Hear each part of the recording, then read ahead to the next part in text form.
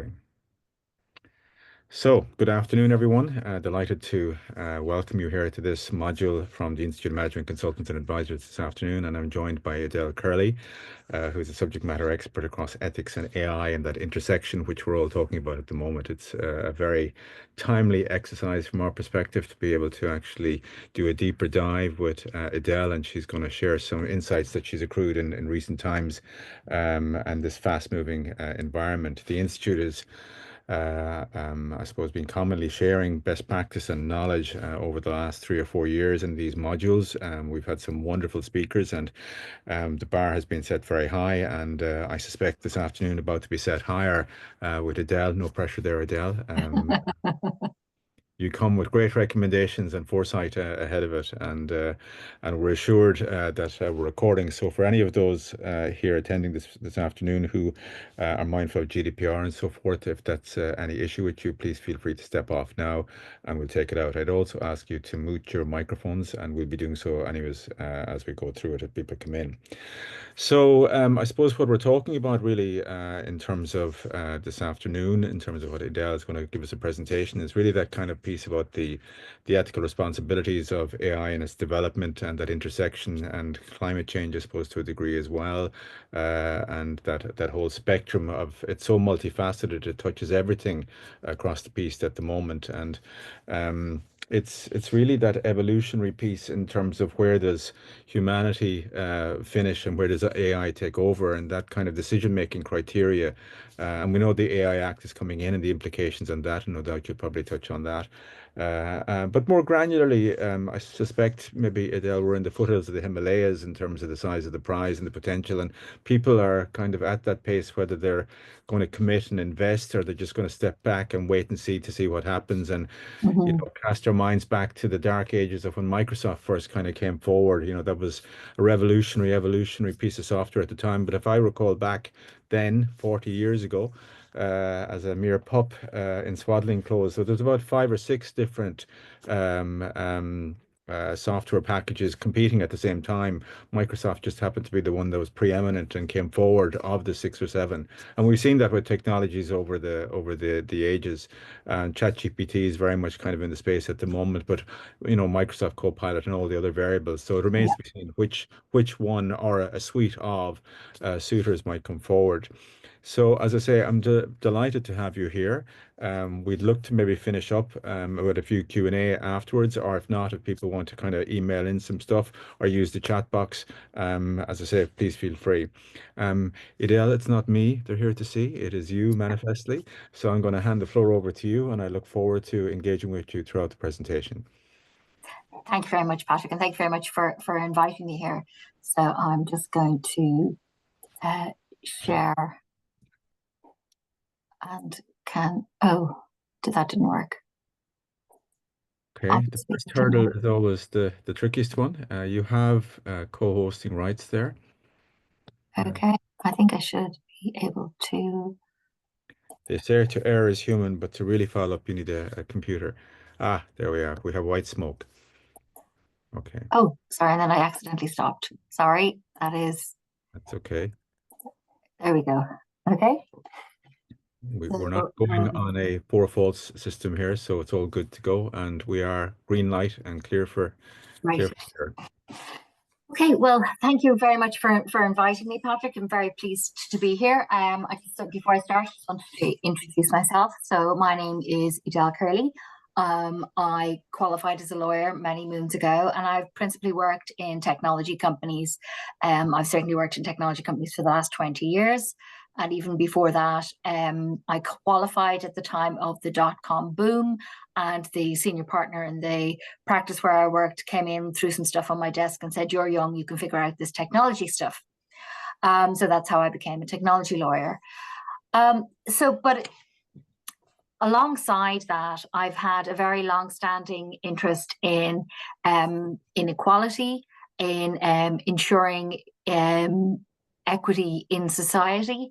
And I was very pleased back in 2018 when I was able to move into working in responsible business and sustainability, still within the legal group. I was working in Accenture, and around the same time, I also did an MA in gender and equality studies in UCD.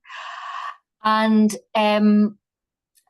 so I came to try and decide what I was going to do my thesis on as part of that. And I wanted to bring together kind of everything that the equality piece, the technology piece, and the legal piece. So as a lawyer, my training is to look for the gray areas, to look for the loopholes, the what ifs. Sure. So if I wanted to bring that together with my interest in equality and my 20 years working in technology, I was trying to figure that out. Enter the Netflix show, The Good Place, and Chidi Anagonye, the professor of ethics and moral philosophy, and it all came together. Digital ethics, that was what I suddenly realized I wanted to be when I grew up. Okay. I felt at the time that maybe the third sector organizations, the NGOs, were still very much stuck in the 20th century and hadn't really got their heads around the potential for good and potential for ill that technology would bring, and in particular AI. Sorry, it was at the beginning of the current AI revolution. I mean, AI goes all the way back to the dawn of computing, but this particular AI revolution, I suppose, really took off with the growth in big data in the early 2010s. I mean, it was made possible by a number of things. It was made possible principally by the volume of data being collected and the processing power that could be applied to that. So that's why AI became a thing at that point in time. It became such a, it went from something people, a nerdy thing to a real thing. And with all new frontiers, there's always a bit of a lawlessness, a Wild West at the beginning, and I think we're starting to come out of that now in relation to AI. And I think the EU AI Act is probably the first major piece of regulation of AI that we're seeing, but it very definitely won't be the last. So anyway, so that's just a bit about me and how I got into this area, and then what am I going to cover today? So today, I want to talk a little bit about ethics, what they are, where they come from, and why they're important, how we apply them in the digital world. And then I have some kind of parting thoughts on, I suppose my big soapbox is that it's all connected. We're all connected. Nothing exists in a vacuum. So that's kind of how I want to bring it all together at the end. So what are ethics? So ethics is branch of philosophy. They're the rules or codes by which we live our lives, or by which we believe we ought to live our lives. Different examples of them might include treat others as you'd want to be treated, which is known as the golden rule. That is something that I think is very easily understood by everybody. There's a school of thought that it originates in the New Testament, in the Bible, but actually it goes way back beyond that, beyond Judeo-Christianism. There's elements of a similar sentiment in all major religions and belief systems, from Buddhism, Taoism, Hinduism, all of the ancient religions and belief systems, as well as the more modern ones. So that's kind of considered the golden rule. Then other, codes might include "don't be evil," which was famously Google's tagline for a very long time, until it became too big for that to really be an appropriate tagline. And when they restructured and set up Alphabet, it became "do no harm," which is also, reminiscent of the Hippocratic Oath the doctors take, which is first do no harm, which begins with first do no harm. So ethics are rooted often in religious or moral codes, but are also in schools of philosophic thought, such as utilitarianism and stoicism, or, as I mentioned before, Judeo-Christian orthodoxy. But philosophy has been described as thinking in slow motion. So how do we apply ethics, which require us to slow down, stop, and think, to AI algorithms that operate at lightning speed? This is a really big challenge in the digital era. And it's something that I think we really need to get to grips with. So, how do ethics show up in a digital world? Well, you know, the line that I used many times over the last number of years with various business teams is, just because you can doesn't mean you should.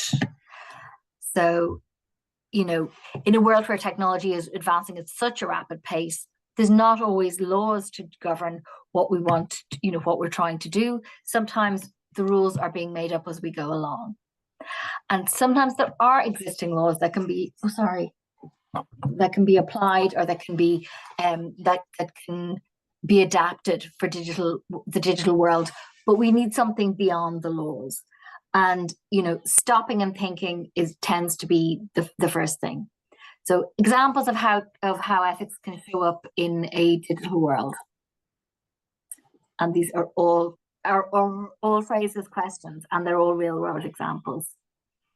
So, is it okay to develop an AI tool for mass biometric surveillance for an authoritarian government where it's entirely legal in the country of deployment?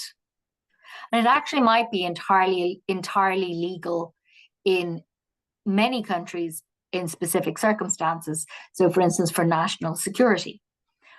But is it the same thing to develop an AI tool for mass biometric surveillance, so they can, do biometric surveillance of crowds, of humans in a crowded area walking through town? And it's different from CCTV, because CCTV, usually you're going back and looking at it afterwards, and it's because a crime's been committed or for a particular reason. This is real-time surveillance. So one of the areas where this has come up is in relation to social scoring in China. So in China, the level of surveillance is extremely high, and all of that surveillance is being fed back into centralized systems, and it then affects the social score of individuals. So is that something that an ethical company in the West would want to be involved in, should be involved in? That's an ethical question, because there's nothing illegal about it. So this is one that was in the news very recently. Is it okay to provide IT consultancy to a government-backed holiday resort where something between 20,000, or as the Hindustani Times said, 100,000 migrant workers have disappeared during the construction of that resort? So that is a real world example in relation to NEOM. There are many, many Western companies providing services to the Saudi government and to NEOM, so NEOM is the Saudi project to develop a futuristic city, a massive holiday resort, and a port on the Red Sea. And it's all going to be entirely digital. The first phase of it is this holiday resort called Sindala Island. And there are a lot of human rights concerns with the development. It is on tribal lands. The people who have been displaced have not been compensated. Protesters have been detained, and may even have been killed.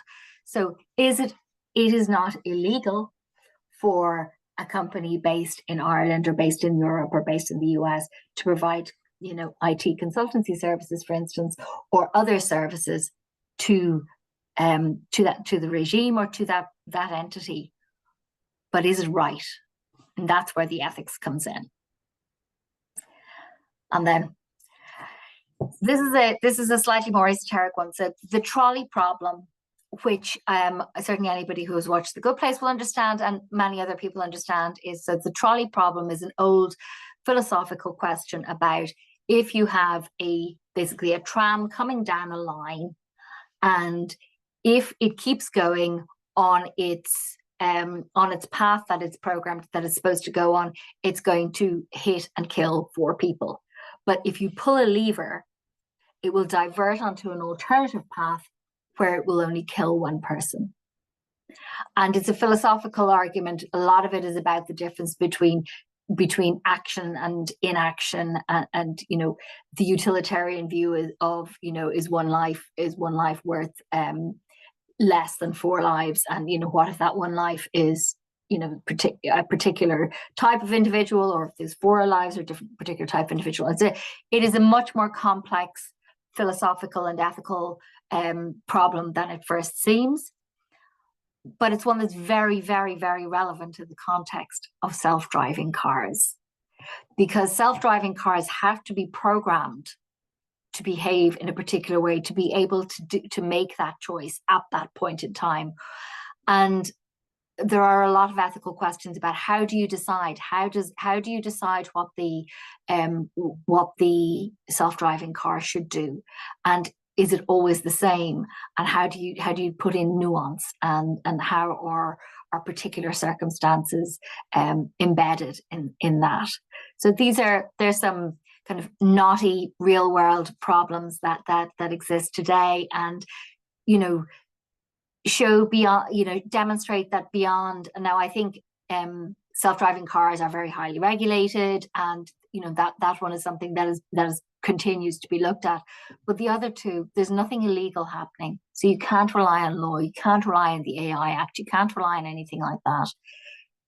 But it's not clear cut whether they are. I mean, if as a business your only purpose is profit, yes, you would go ahead and do those things.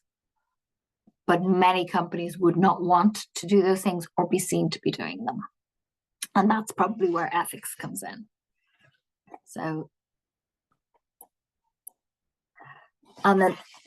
how do you apply ethics in a business situation, in a commercial situation? So I would say that the starting point is to understand your values. Do you have some sort of purpose beyond profit? I mean, there were a lot of there was a huge discourse about this during the previous Trump presidency, and at the beginning of the Biden one, where a lot of when the Biden presidency started in the US, and there were moves, the SEC started to look at whether there should be, sustainability should be included in the metrics reported to the SEC. There were a lot of shareholder groupings in the US who said that absolutely not. The only thing that should be driving what a company does is driving shareholder value. Shareholder value is the only thing that should be driving a company's business strategy. And sustainability, care for the environment, any human rights, anything like that was outside of the scope of the company. That's not a view that is widely held in a lot of other places, but it is still a view that persists, particularly in the United States, and is likely to gain more traction in the next number of years. But assuming that you do have some sort of a purpose beyond profit, even if it's do no harm, then what are those values? How do they show up in what you do? Are there particular behaviors that you want to model? Integrity, respect, fair play, not damaging the environment, protecting the environment. Have you signed up to any industry bodies or organizations that require certain ethical commitments? Do your clients or customers impose ethical commitments or requirements on you? And then what is the market like? What are your peers doing? What are your peers saying? So these are all considerations that would come into play in how to come up with a code of ethics for your own business. And the idea behind a code of ethics is that it is general. It's not specific to a particular business line. It's not specific to a particular country even, or type of business. So it's very broad based. It's kind of the foundation upon which you can build how you operate in the world. There are also requirements under some laws to have some sort of code of practice, code of conduct. So under the upcoming Corporate Sustainability Due Diligence Directive, for instance, in Europe, there are questions about how do you monitor your supply chain. And one of the ways that companies typically do that is that they flow down their code of ethics through their supply chain or their business code or code of operation. Now, it's very interesting and very easy to go and look at different companies' ones and to Google different ones. And almost all of them, go beyond pure legal compliance. Except Amazon was the only big company that I could find that, their code of ethics was very much just comply with laws, comply with all these different sorts of laws, which I thought was really, really interesting and quite telling. In terms of, now maybe they have something more and I just couldn't find it, but I did think that was quite interesting when I was looking at them. In terms of how, what would influence a company and how they would come across this, quite apart from looking at their peers and seeing what they're doing and maybe looking at their customers and see what they say, would be, international bodies or sectoral bodies or industry bodies. So, at the kind of top of that pyramid, you'd have the UN, so the UNGC Community of Practice, so and they're reporting against that and the UN guiding principles. So they state that businesses, so while countries must protect human rights, businesses should respect them. So there's a difference between protect and respect. And, you probably are getting into semantics and need a nerdy lawyer to parse that. But so businesses who sign up to the United Nations Global Compact, the UNGC, are required to respect human rights. And, many companies do, many companies don't. It's one example. The OECD has guidelines for multinational enterprises. There are lots of these kind of voluntary things that you can sign up to, that that recognize that there are right ways to do business, or what's perceived as a right way to do business, and that you want to comply with them. So there are lots of examples out there of codes of ethics and lots of help available online if you're interested in that. And then in relation to AI, we're back to, does it need additional ethical guardrails? So when I started looking at this, it absolutely did. As I said, frontier, Wild West time. And the AI Act the EU AI Act, which is coming into force soon, goes a long way to regulating AI. It doesn't do everything. It won't cover absolutely every use case. And in fact, use cases are really, really good starting point. We're at a place and time where AI, and particularly Gen AI, became the buzzword. And every single business process, every single project is, can we use AI for this? Can we use ChatGPT for this? Can we use AI? And it's back to, just because you can doesn't mean you should. Is it necessary? Does it add value? Is it actually useful? Or are there other ways of doing it? Underpinning all AI must be extremely good data governance, cybersecurity, good hygiene practices. And if you don't have that, you're not going to have an ethical AI system. And then I'll go on a little bit more I'll explain a little bit more what I mean about the importance of having diverse teams and looking at extended consequences in future use cases on the next slide. But just, you need to think a little bit more broadly about AI than just, does it work here? And there's many different types of AI. So the ones that I think people are generally worried that, AI is going to become sentient and robots will take over the world. I think there's a lot of other things to worry about long before we get there. And the thing that I worry about most is AI exacerbating inequality, entrenching inequality into systems that then cannot be, or are very, very difficult to change. The other thing that you need to consider as well is, if you create an algorithm, you create a system and you hand it over to a client or to somebody. What are they going to do with it? And can you wipe your hands of it and say, look,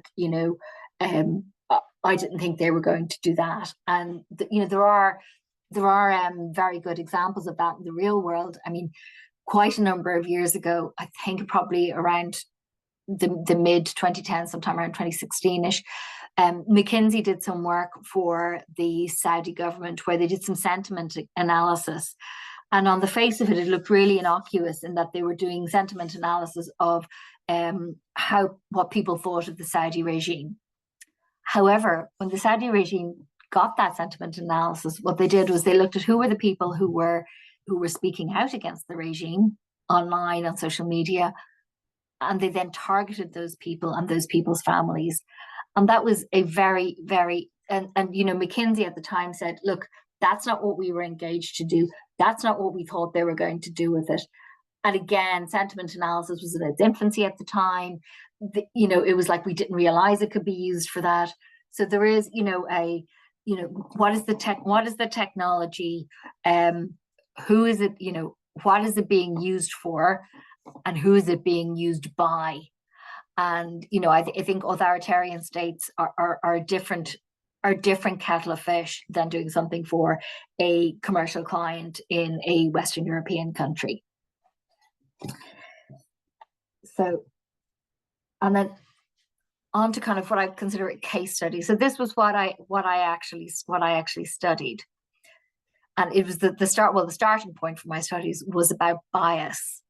So I was looking at, when I first heard about AI, and you think, automated decision making, you think, oh my goodness, that's going to be great. That's going to be better than all of these, people with all of these biases who make decisions all the time. So, the racist judge, or the bank manager who won't consider loans from people from a particular locality, or, the company that is very sexist in its hiring practices. However, all of the early algorithms that were supposed to, be used in those use cases all did the opposite. There was a big ProPublica did a big investigation onto the use of sentencing software in the US, and it was found that it was more racist than the most racist judge in the US. Similarly, stop and search AI algorithms had to be withdrawn after they found that they were much more likely to target young Black and Asian men. It was, profiling was happening. So you have a situation where algorithms will only be as good as what goes into them. So garbage in, garbage out. Most people, I think, know that at this stage. But bias means different things to different people. So one of the things that I discovered at the beginning of when I started looking at this was that I was talking about bias with a data scientist. And after about 10 minutes, we realized we were talking about two different things. He was talking about statistical bias, and I was talking about biased outcomes, biased decision-making. And it was a real light bulb moment for the two of us when we realized that it was absolutely critical that there were broad-based, multidisciplinary teams working on things like AI. Because if you just have data scientists, they are tasked with thinking in a very, very deep and narrow way. And they actually need other people as well who have that, who don't have the deep technical knowledge and understanding, probably know enough to be dangerous, but can see the bigger picture. And I think it's that balance that is really, really important. And one of the reasons why we need multidisciplinary teams and diverse teams working on this stuff. Also, all of the people who raised the initial flags in relation to AI and big data and machine learning and all of the challenges that it was going to provide were almost all women, and there were almost all women of color working in the area. There's the very famous Joy Bulomi, who is a professor now. She was doing a research project as a postgraduate where she was using facial recognition technology and it wouldn't recognize her face because she's Black, but it would recognize the face of her light-skinned colleague. And there's tons and tons of examples of that. Hand dryers that you put your hands under when you to dry your hands.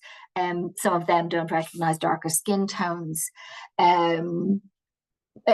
Hiring recruitment software that is trained on historical data wants to hire people like the most successful historic hires who tend to be, male.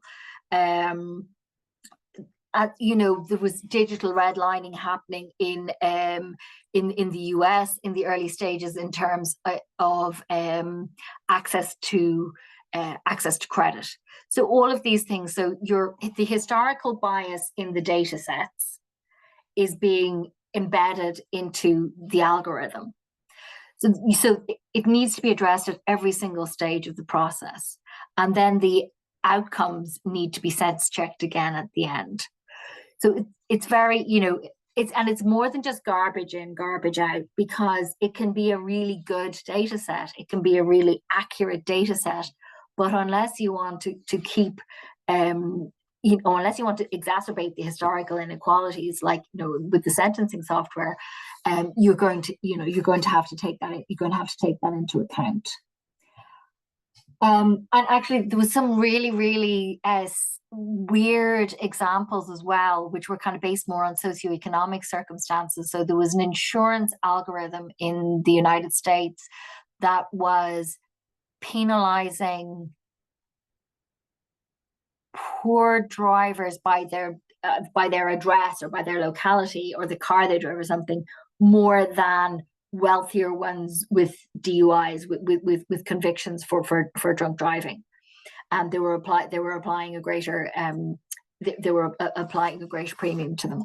So there's an awful lot of stuff out there, and I believe that we need to get that right long before we need to start worrying about sentient robots. So that's kind of my hobby horse and why I think ethics are important in AI.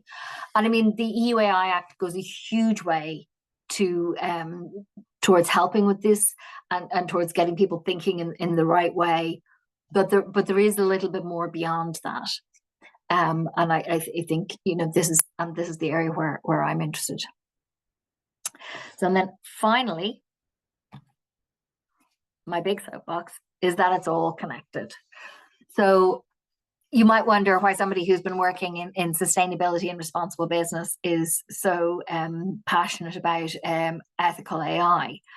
And that's because it is all connected. If you go back to the beginning of where you start with ethics, it's, does your business have any purpose beyond driving profit, beyond shareholder value?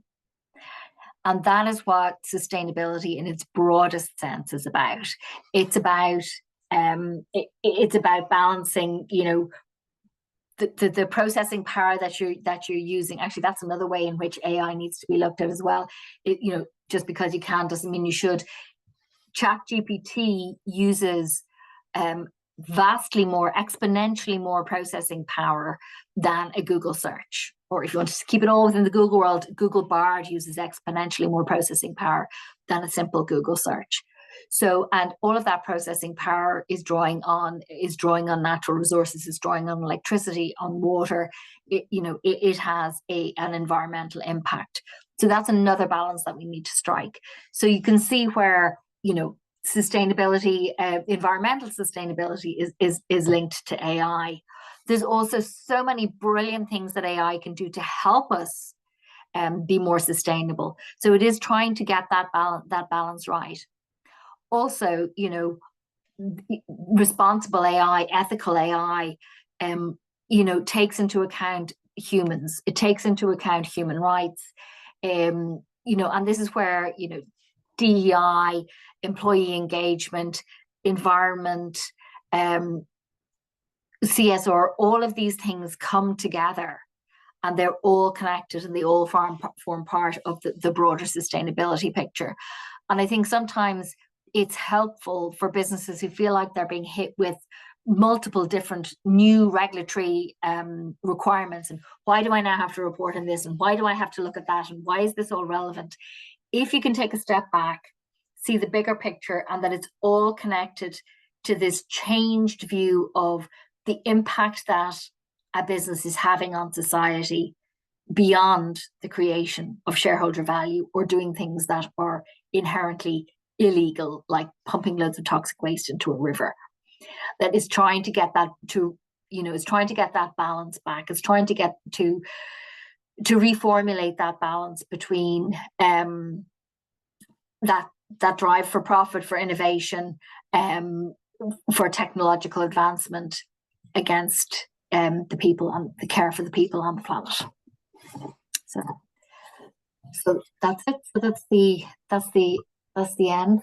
Thank you, Edel. That's very thought-provoking, and I saw a question coming through there about, I suppose, the whole piece in terms of how can we ensure AI algorithms used in decision-making processes are ultimately transparent and avoid, to your point, perpetual biases against protected groups or disadvantaged populations. Okay, that's a very good question. And to your point, I suppose it's just struck me as you were speaking there towards the end. It's an interesting one in terms of the energy footprint that ChatGPT or Gemini or whatever. I mean, it is exponentially bigger in terms of the energy that's it's soaking up to actually drive that machine. And with the CSRD regulations coming in and the implications there in supply chain, I haven't yet seen anyone. Now, maybe you have, so shoot me if I'm wrong here, but I haven't yet anyone seeing offering opportunity for carbon offsetting terms of the use of AI. Well, carbon offsetting has developed a very bad rap in the last couple of years. Got that, yeah. So there's two types. There's two types of offsets. There's avoidance and there's Forgiveness. no. That's no. That so so one is where so basically, if you think of them in terms of forests, one is where you stop the forest being cut down anymore. That's avoidance, and the other ones are more renewal based, where you plant new forests. Now that's just a very simplistic. That's a very simplistic way of looking at them, but a lot of the original offsets, there were a lot of very, very dodgy offsets being sold out there in the market, and some of them were and even some of the ones that people thought, good companies that were trying to do the right thing, thought they were buying. There was a really big problematic project in Africa, which didn't, where the monitoring wasn't in place. There are many layers that need to be in place. You need to have very good monitoring in place for offsets to work. So I think it's more about figuring out whether you actually need to use Gen AI at all. Okay, but for those, a lot of companies are using it. That's the material fact of the matter. So for those that are ethically deployed and they're all invested in ESG, for example, it strikes me as a natural progression that one of the engine components that they're using to drive their renewable strategies and reduce their their output and stuff like that is actually the output from AI, ironically, because it's more efficient and effective and it reduces the the need for human footprint. So it just struck me, regardless of the nature of the offset, but there hasn't been that discussion that I'm aware of yet opening up in terms of offsetting or mitigating the energy cost. I think it's going to come up. I think when people start realizing that their ChatGPT footprint is going to be part of their scope 3 emissions that they're going to have to report on, I think it is going to become more of an issue. Scope 3, I didn't realize that. Or will it be, do you think? Purchase goods and services. Services, yeah, of course. Yeah, okay. Wow. Yeah, that's going to be a big shock to the system then, isn't it? It is, and I think you'll find a lot of you will find that a lot of wow, okay. It's a really, really interesting one to try and balance, because you find a lot of companies are saying that the move to the cloud is positive, is environmentally positive, because you're this is a really unpopular one as well. So moving to the cloud and allowing for cloud computing, is a lot more efficient than on-prem, and that you're maximizing utilization. Yes. But you also have access to so much more processing power that you are now doing things that you wouldn't otherwise have been able to do if you only had on-prem. technology, and therefore you're using more, net using more power. Yeah, okay, I get the conundrum. Yeah, it's kind of a yeah, I get yeah, okay, that is And it's going to be really interesting to see how the CSRD reporting on that side, how that comes out over the next few years, because you will see companies saying that using cloud computing is considered to be, under the taxonomy, is considered to be green, but that is starting to be questioned about how green it actually is. So I think it's interesting times. no, it is because I remember looking at a statistic a while back that a particular county in Ireland had a particularly large manufacturing tech company in it, who shall be nameless, and the county being nameless, but that 25 to 30% of the entire water output of the county was being soaked up from a cooling perspective for that one entity. So Mhm. I remember at the time thinking, my goodness, that's, and that was even before the whole kind of I suppose, data center kind of debate had started. Yeah. So I can only imagine what that kind of, and we see those power shocks coming through regularly in kind of Yeah. so that debate about I think we haven't even begun to have that debate yet in terms of the AI spectrum. And another thing that struck me when you were talking about the ethical aspects of it. I mean, are there any red line kind of subjects for yourself that, cases we should just avoid altogether using it, in terms of, just this is a red line we should not cross? Unsupervised AI making decisions that impact actual human people. So one of the key pillars of the EU AI Act is human supervision. Yeah, okay. But that's increasingly going to become more difficult because as I mean, okay, you can argue up and down, but increasingly it's coming in, as you said yourself in terms of what you were saying, that that's a very fine line. So where as a working example, and I know you mentioned China and stuff like that, but more kind of close to home in terms of, I mean, I see the area of concern that we often hear about is the whole medical and insurance piece. So if, our insurance companies building algorithms that are actually going to interrogate people's medical history, and go in and kind of agree to insure them or not on the basis of that kind of output. Well, I think in Ireland, I think we're safe on that because we have, we have protections built in there. I mean, I think what you find is in places like the US where there are much fewer protections for personal data, you find that the most surveyed people, the people on whom the most data is collected, are those that have multiple interactions with government agencies. So people on social welfare, and that because there's more surveillance of those people, there's more data on those people, and they get more adversely impacted. Whereas if you're rich and you can kind of, especially in places like the US where you can opt out of so much stuff but Mhm. if you're wealthy enough, I think that but then, because there's protection for health data in most places. Um, I think where do I see the absolute red lines? I mean, there are prohibited AI use cases under the EU AI Act, and I think they're all absolutely correct. I mean, um, So you for know, example, maybe for the audience, could you, so they are. Oh, sorry, they got them out off the top of my head. Give me one second. no, I didn't mean to put you on the spot. Forgive me. Yeah, no, because I do know what they are. I just don't want to. Predicting the Uh, outcome, I just don't want to get it wrong. I was saying while you Subliminal. So,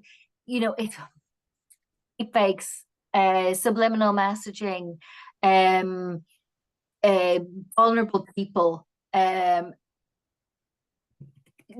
evaluating people based on their physical characteristics. So creating AI that says, because you have blue eyes, you're more trustworthy than somebody who has brown eyes. I mean, it is. I mean, anything that is that that is that I suppose it's like a sledgehammer to crack a nut, I suppose. Um And Adele, just in terms of those are the cons, I suppose we've been Yeah. focusing on. In terms of the pros, from an See, ethical the potential is endless. I mean, the potential is absolutely amazing. I mean, AI can be used for so many really, really, really good things. I mean, it can absolutely be used for good in so many areas. I mean, even just, going back to your medical one. Um, I mean, I know a child who developed a form of cancer that was very, very rare. And all of the medical literature was really out of date because there were so few cases in so few countries. Um, but if as AI can pull all that stuff together so much more quickly and can do meta-analyses on data from all sorts of places. So in terms of medical advancements and advances Yeah. in healthcare, I think it's going to be absolutely astronomical. And it is just that processing power. Okay. At a cost to the environment. Okay. Yeah, I mean it's a really chicken and egg, and it's kind of that Damocles sword of ethics, and it is the wisdom of Solomon kind of all coming in there in terms of what is the right thing to do. And again, there is that kind of awareness out there that it is a wild technology. We're in the foothills of the Himalayas in terms of, where we're going to go with it, but equally the consequences could be horrific if we get it wrong. So I'm comforted by the fact that the AI Act is coming in, but that really is only pan-European. Well, Um, it has extraterritorial effect. it does, but effect and So application are two it different does have things. extraterritorial effect. How effective it'll be. I mean, um, anybody who wants to deploy AI in the EU is going to have to comply with it. Yeah, okay, well, that's a fair comment. Yeah, but then you're kind of into that kind of conundrum about compelling competitive advantage if you don't. Exactly, and I think particularly the next 4 years is going to be challenging. Sure, yeah, for sure. Because the next Trump administration will be deregulate, deregulate, deregulate.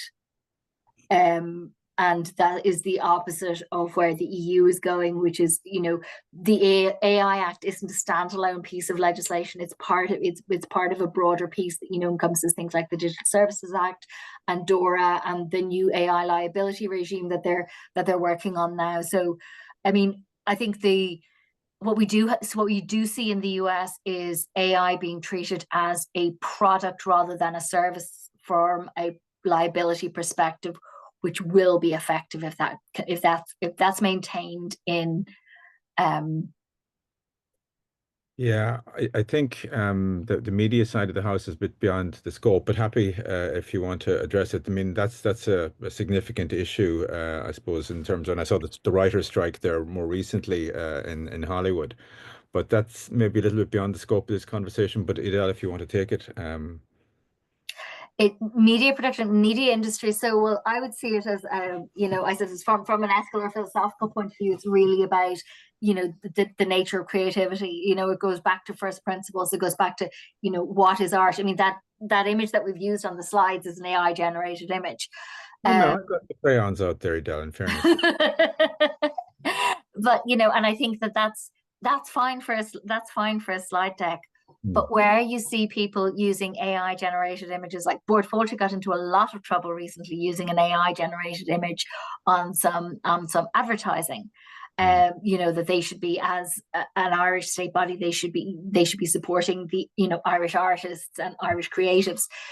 So I think it's going to become, I think for a short period of time, it's going to become difficult to tell the difference. But that which makes good art good is so esoteric and so difficult to pinpoint that I'm not convinced AI is going to be able to do it. There's going to be a flatness. There's going to be something missing from AI generated stuff, at least in the short term. In terms of the media, I think this is where critical thinking comes in. We're going to need, I think it's the most important skill that should be taught in schools, particularly in secondary schools, is critical thinking. How do you tell what is real and what is fake? And I think that there needs to be huge education around that. Okay. And it's going to be constantly changing. I mean, it is the sand shift beneath the juggler's feet, as they say. And speaking of juggling and the best use of time, Edel, we've come to the end, the natural end of our digital pat this afternoon. Thank you so much for your time. It's really been a pleasure to speak with you. I know that a lot of people actually will be looking forward to getting the recording of this and watching it over their leisure, perhaps over the coming days. It's been a real kind of insightful conversation, and you've opened up some questions in my own mind about how we progress, and particularly on that kind of, which really I don't think people have embraced that concept that there's a cost to the environment of this new technology. 20 meaning, there's so much excitement about it and hype that that element of it just hasn't, I think the rubber hasn't hit the road there. But I am conscious, we said we'd have you out at 10 to 1 or 10 to 2. You have to grab a bowl of soup and fuel the engine. Thanks for the attendance, for the folks that came, and we look forward to the next one in due course.